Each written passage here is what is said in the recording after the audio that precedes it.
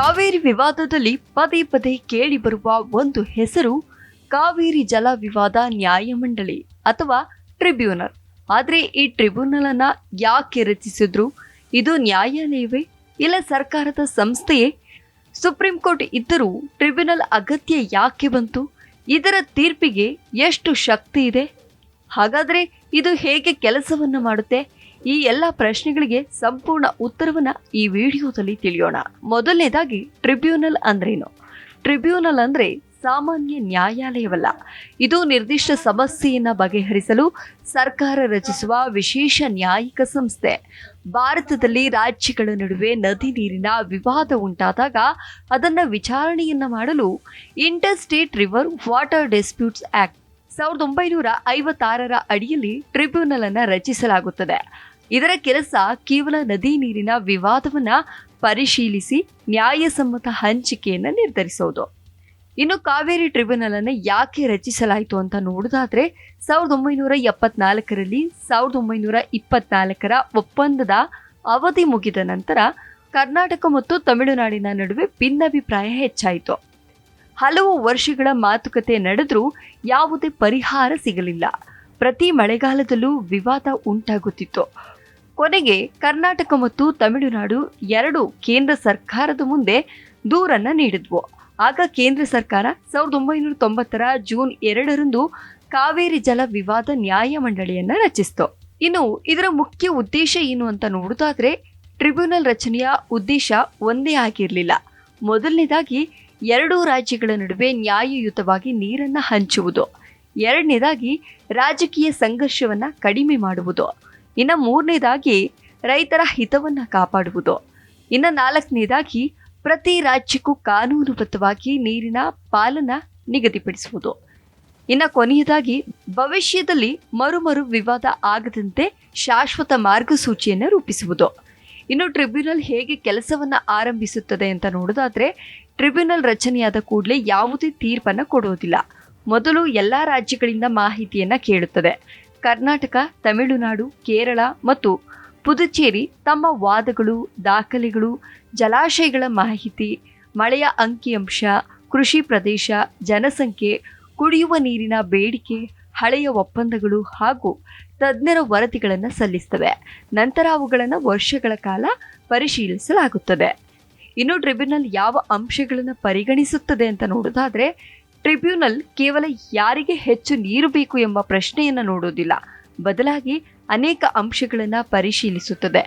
ನದಿಯ ಒಟ್ಟು ನೀರಿನ ಹರಿವು, ಜಲಾನಯನ ಪ್ರದೇಶ, ಮಳೆಯ ಪ್ರಮಾಣ, ಬೆಳೆಗಳ ಸ್ವರೂಪ, ಕುಡಿಯುವ ನೀರಿನ ಅಗತ್ಯ, ಪರಿಸರ ಸಂರಕ್ಷಣೆ, ಜನಸಂಖ್ಯೆ, ಭವಿಷ್ಯದ ನೀರಿನ ಬೇಡಿಕೆ ಹಾಗೂ ಹಿಂದಿನ ನೀರಿನ ಬಳಕೆಯನ್ನು ಸಂಪೂರ್ಣವಾಗಿ ಅಧ್ಯಯನವನ್ನು ಮಾಡುತ್ತದೆ. ಇನ್ನು ಟ್ರಿಬ್ಯುನಲ್ ವಿಚಾರಣೆ ಹೇಗಿರುತ್ತದೆ ಅಂತ ನೋಡೋದಾದ್ರೆ, ನ್ಯಾಯಾಲಯದಂತೆಯೇ ಟ್ರಿಬ್ಯುನಲ್ನಲ್ಲೂ ವಿಚಾರಣೆ ನಡೆಯುತ್ತದೆ. ರಾಜ್ಯಗಳ ಪರ ವಕೀಲರು, ತಜ್ಞರು, ಜಲಸಂಪನ್ಮೂಲ ಅಧಿಕಾರಿಗಳು ತಮ್ಮ ವಾದವನ್ನ ಮಂಡಿಸ್ತಾರೆ. ಪ್ರತಿಯೊಂದು ದಾಖಲೆ ಪರಿಶೀಲನೆಯಾಗುತ್ತದೆ.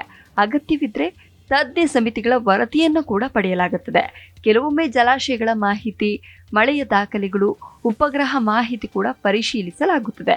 ಇನ್ನು ಕಾವೇರಿ ಟ್ರಿಬ್ಯುನಲ್ ಎಷ್ಟು ವರ್ಷವನ್ನು ತೆಗೆದುಕೊಂಡಿತು ಅಂತ ನೋಡೋದಾದ್ರೆ, ಕಾವೇರಿ ಟ್ರಿಬ್ಯುನಲ್ 1990ರಲ್ಲಿ ರಚನೆಯಾಗಿ 2007ರಲ್ಲಿ ಅಂತಿಮ ತೀರ್ಪನ್ನು ನೀಡಿತು.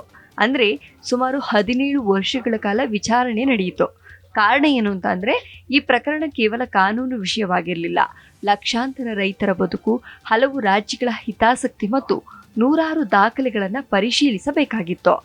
ಇನ್ನು ಟ್ರಿಬ್ಯುನಲ್ ತೀರ್ಪಿನಲ್ಲಿ ಏನಿತ್ತು ಅಂತ ನೋಡೋದಾದ್ರೆ, ಟ್ರಿಬ್ಯುನಲ್ ಕಾವೇರಿ ನದಿಯ ಲಭ್ಯ ನೀರನ್ನ ಲೆಕ್ಕ ಹಾಕಿ ಕರ್ನಾಟಕ, ತಮಿಳುನಾಡು, ಕೇರಳ ಮತ್ತು ಪುದುಚೇರಿಗೆ ವಾರ್ಷಿಕ ನೀರಿನ ಪಾಲನ ನಿಗದಿಪಡಿಸಿತು. ಜೊತೆಗೆ ಬರದ ವರ್ಷಗಳಲ್ಲಿ ಹೇಗೆ ನೀರನ್ನು ಹಂಚಬೇಕು ಎಂಬ ಮಾರ್ಗಸೂಚಿಯನ್ನು ನೀಡಿತು.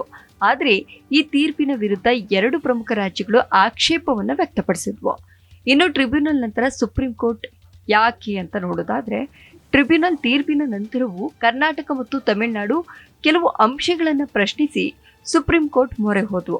ನಂತರ 2018ರಲ್ಲಿ ಸುಪ್ರೀಂ ಕೋರ್ಟ್ ಕೆಲವು ಬದಲಾವಣೆಗಳೊಂದಿಗೆ ಅಂತಿಮ ತೀರ್ಪನ್ನು ನೀಡಿತು. ಈ ತೀರ್ಪಿನ ಅನುಷ್ಠಾನಕ್ಕಾಗಿ CWMA ಮತ್ತು CWRCಯನ್ನು ರಚಿಸಲಾಯಿತು. ಇನ್ನು ಟ್ರಿಬ್ಯುನಲ್ ಮತ್ತು CWMA ನಡುವಿನ ವ್ಯತ್ಯಾಸ ಏನು ಅಂತ ನೋಡೋದಾದ್ರೆ, ಟ್ರಿಬ್ಯುನಲ್ನ ಕೆಲಸ ತೀರ್ಪನ್ನ ನೀಡುವುದು. ಆದ್ರೆ CWMA ಕೆಲಸ ಆ ತೀರ್ಪನ್ನ ಅನುಷ್ಠಾನಗೊಳಿಸುವುದು. ಟ್ರಿಬ್ಯುನಲ್ ಒಂದು ಬಾರಿ ತೀರ್ಪನ್ನ ನೀಡುತ್ತೆ. CWMA ಮಾತ್ರ ಪ್ರತಿ ವರ್ಷ ಪರಿಸ್ಥಿತಿಯನ್ನ ಪರಿಶೀಲಿಸಿ ನೀರಿನ ನಿರ್ವಹಣೆಯನ್ನ ಮಾಡುತ್ತದೆ. ಇನ್ನು CWRC ತಾಂತ್ರಿಕ ಮಾಹಿತಿಯನ್ನ ಪರಿಶೀಲಿಸಿ CWMಗೆ ಶಿಫಾರಸನ್ನ ನೀಡುತ್ತೆ.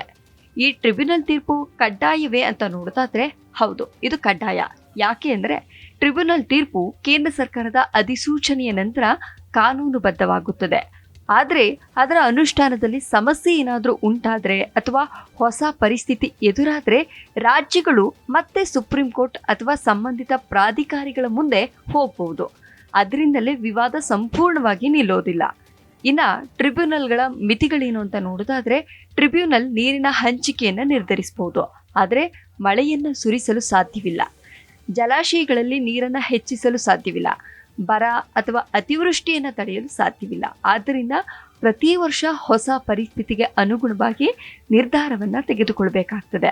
ಇನ್ನು ಕೊನೆಯದಾಗಿ ಟ್ರಿಬ್ಯುನಲ್ನ ಅಗತ್ಯ ಇಂದಿಗೂ ಇದೆಯೇ ಅಂತ ನೋಡೋದಾದ್ರೆ ಖಂಡಿತ ಹೌದು. ಭಾರತದಲ್ಲಿ ಕಾವೇರಿ ಮಾತ್ರವಲ್ಲ, ಕೃಷ್ಣ, ಮಹದಾಯಿ, ರವಿ, ಬಿಯಾಸ್ ಸೇರಿದಂತೆ ಹಲವು ಅಂತರರಾಜ್ಯ ನದಿ ವಿವಾದಗಳಿವೆ.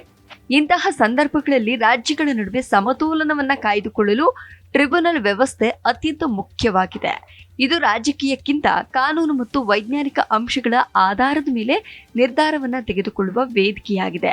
ಇನ್ನು ಒಟ್ಟಾರೆ ನೋಡೋದಾದ್ರೆ ಕಾವೇರಿ ಜಲ ವಿವಾದ ನ್ಯಾಯಮಂಡಳಿಯನ್ನ ರಚಿಸಿದ ಉದ್ದೇಶ ಎರಡೂ ರಾಜ್ಯಗಳ ನಡುವಿನ ಸಂಘರ್ಷವನ್ನ ಕಡಿಮೆ ಮಾಡಿ ವೈಜ್ಞಾನಿಕ ಅಂಕಿ ಅಂಶಗಳು ಮತ್ತು ಕಾನೂನಿನ ಆಧಾರದ ಮೇಲೆ ನ್ಯಾಯಯುತ ನೀರಿನ ಹಂಚಿಕೆಯನ್ನು ನಿರ್ಧರಿಸುವುದಾಗಿತ್ತು.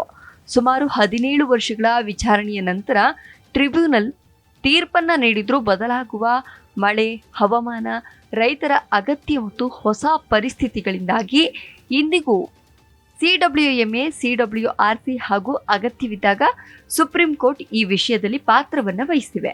ಹೀಗಾಗಿ ಕಾವೇರಿ ವಿವಾದವು ಕೇವಲ ಒಂದು ಕಾನೂನಿನ ಪ್ರಕರಣವಲ್ಲ, ಇದು ಭಾರತದ ಜಲ ನಿರ್ವಹಣೆಯ ಅತ್ಯಂತ ಸಂಕೀರ್ಣ ವಿಷಯಗಳಲ್ಲಿ ಒಂದಾಗಿದೆ.